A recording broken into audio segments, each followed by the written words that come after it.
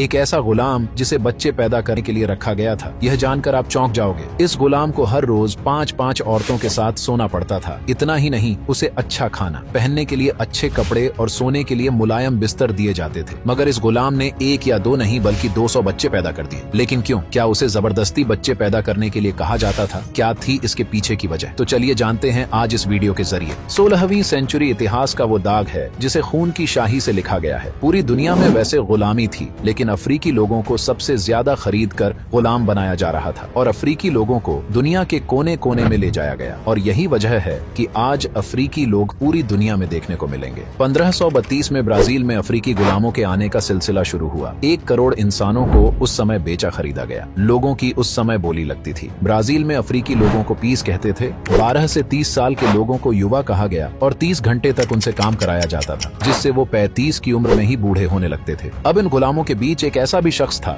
जिसका खास ध्यान रखा जाता था, जिसका नाम था रॉकी जॉर्ज फ्लोरेंस, और उसे आगे जाकर बाटा सेका कहा गया। बाटा का काम बस अपने मालिक के लिए नए गुलामों को पैदा करना था। उस समय कॉफी की डिमांड को पूरा करने के लिए अफ्रीकी लोगों को तेजी से गुलाम बनाया जा रहा था। बाटा की हाइट 7 फीट से ज्यादा थी। वह अपने समय के युवाओं से बिल्कुल अलग और अट्रैक्टिव था, लेकिन यही अट्रैक्टिव नेल्स उसकी गुलामी का कारण बन गया। साहू पाला नाम के जमींदार ने दरअसल बाटा को खरीद लिया और वह उसके शरीर को देखकर बहुत खुश हुआ। बाटा के हाथ पैर पतले और लंबे थे और ऐसा उस समय में माना जाता था कि जिनके हाथ पैर लंबे होते हैं उनसे ही लड़के पैदा होते हैं, और जमींदार चाहता था कि बाटा लड़कियों के साथ रिलेशन बनाकर ज्यादा से ज्यादा मजदूर पैदा करे, और बाटा रिलेशन बनाने लग गया। कई बार तो बाटा को दिन में दर्जनों बार महिलाओं के साथ रिलेशन बनाने को मजबूर किया जाता था। अब बाटा ने करीब 200 से ज्यादा बच्चे पैदा कर लिए थे। कई बच्चे जमींदार ने बेच दिए और कईयों को मजदूर बना दिया गया। बाटा को वैसे अच्छा खाना दिया जाता था, लेकिन किसी जानवरों की तरह एक ब्रीडर के रूप में उससे काम करवाया जाता था। आज दोस्तों किसी को नहीं पता है कि बाटा सेका ने कितनी महिलाओं के साथ संबंध बनाया होगा। अब इसके बाद आता है साल 1888, जब ब्राजील में दास प्रथा का अंत हुआ। बाटा सेका भी गुलामी से आजाद हो गया। अब उसने एक नई जिंदगी शुरू कर दी। एक झाड़ू लगाती हुई औरत ने एक दिन बाटा सेका का दिल जीत लिया और बाटा सेका ने एक दिन उसे शादी का प्रस्ताव भेजा और दोनों ने शादी कर ली। इसके बाद बाटा सेका के 9 बच्चे हुए और जमींदार से मिली जमीन में खेती करके उसने बच्चों को पाला, और साल 1900 में 130 साल की उम्र में बाटा सेका की मौत हो जाती है। उनकी फैमिली आज भी बाटा सेका के वंशजों को ढूंढ रही है। एक अनुमान के मुताबिक सेंट्रा और रॉक एशिया नाम की एक जगह में लगभग 30% की आबादी बाटा सेका की अगली जनरेशन है। दोस्तों भले ही ब्राजील दास प्रथा से आजाद हो गया है, लेकिन अभी भी कई रिपोर्ट्स के मुताबिक वहां गुलामी की प्रथा बरकरार है।